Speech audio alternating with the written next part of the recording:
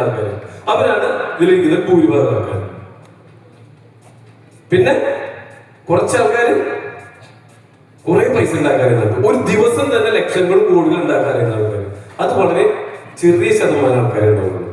അപ്പൊ എന്തുകൊണ്ടാണ് ഭൂരിഭാഗം ആളുകൾ കുറച്ച് പൈസ ഉണ്ടാക്കുമ്പോൾ വളരെ കുറച്ച് ആളുകൾ മാത്രം കുറെ പണം ഉണ്ടാക്കുന്നത്? എന്തുകൊണ്ടാണ് കുറച്ച് ആൾക്കാർ മാത്രം കുറെ പൈസ ഉണ്ടാക്കുന്നത്?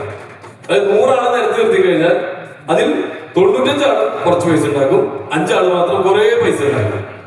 ഇപ്പൊ നമ്മുടെ കേരളത്തിലെ അവസ്ഥ ഒന്ന് ആലോചിച്ച് നോക്കിയേ. കേരളത്തില് കോടീശ്വരന്മാർ ലിസ്റ്റ് എടുത്തു കഴിഞ്ഞാൽ ലുലു യൂസഫലിക്ക, ജോയ ലുക്കാസ്, മലബാർ ഗോൾഡ്, ജോസഫ് ചിറ്റിലപ്പള്ളി, അങ്ങനെ തുടങ്ങിയിട്ടുള്ള കോടീശ്വരന്മാരെ ലിസ്റ്റ് എടുത്താൽ തന്നെ നമുക്ക് പേപ്പറിൽ എഴുതിയാൽ അല്ലെ 1-2 പേജ് എഴുതി തീരും, കഴിഞ്ഞു.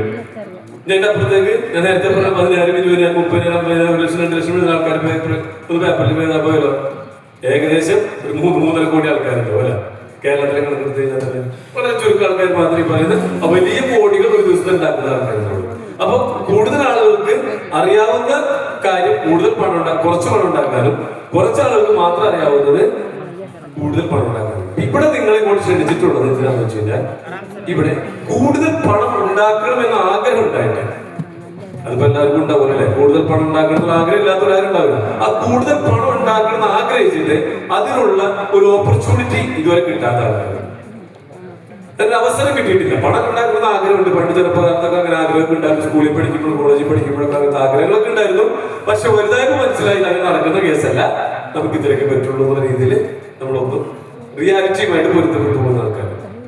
അപ്പൊ ഇവിടെ നിങ്ങൾ ഇങ്ങോട്ട് ഇൻവൈറ്റ് ചെയ്തിട്ടുള്ള വ്യക്തികൾ നിങ്ങൾ ഇങ്ങോട്ട് ഇൻവൈറ്റ് ചെയ്തിട്ടുള്ള എന്തിനാന്ന് വെച്ച് കഴിഞ്ഞാൽ നിങ്ങളുടെ കയ്യിലുള്ള ആ ചെറിയ പണം ആയിക്കോട്ടെ, വലിയ പണം ആയിക്കോട്ടെ, പണം ഇല്ലാത്തവരായിക്കോട്ടെ, നിങ്ങളെ കൂടുതൽ പണം ഉള്ളവരാക്കുക, അല്ലെങ്കിൽ ഒരു കോടീശ്വരി ആക്കുക, അല്ലെങ്കിൽ അതിന് പറ്റിയ ഒരു ഓപ്പർച്യൂണിറ്റി നിങ്ങൾക്ക് ചൂണ്ടിക്കാണിച്ച് തരിക എന്നുള്ളത് മാത്രമേ ഒരു ഉദ്ദേശമുള്ളൂ. നിങ്ങൾ അതിന് മുമ്പ് മേടിച്ചിട്ടൊന്നും ആരും പൈസ ഒന്നും വാങ്ങിയിട്ടില്ലല്ലോ ഇവിടെ വരുന്നതിന് മുമ്പ്. അങ്ങനത്തെ ഏർപ്പാടൊന്നുമില്ല, അതുകൊണ്ട് ചോദിച്ചതല്ല. ആരും ഒരു പൈസ പോലും ഇവിടെ വാങ്ങുന്നൊന്നുമില്ല. നമുക്ക് ഇന്നിവിടെ ഒരുമിച്ച് കൂടുന്നു, രാവിലെ ഒരു ചായ കുടിക്കുന്നു, ഉച്ചയ്ക്ക് ഒരു ലഞ്ച് കഴിക്കുന്നു, വൈകിട്ട് വീണ്ടും ഒരു ചായ കുടിച്ചപ്പോൾ എല്ലാവരും ടാറ്റ പരിപാടി പിരിയുന്നു. ഇൻ ബിറ്റ്വീൻ ഈ ഒരു സമയത്തിനുള്ളിൽ നമ്മൾ കുറച്ച് കാര്യങ്ങളൂടെ പറയും. നിങ്ങളെ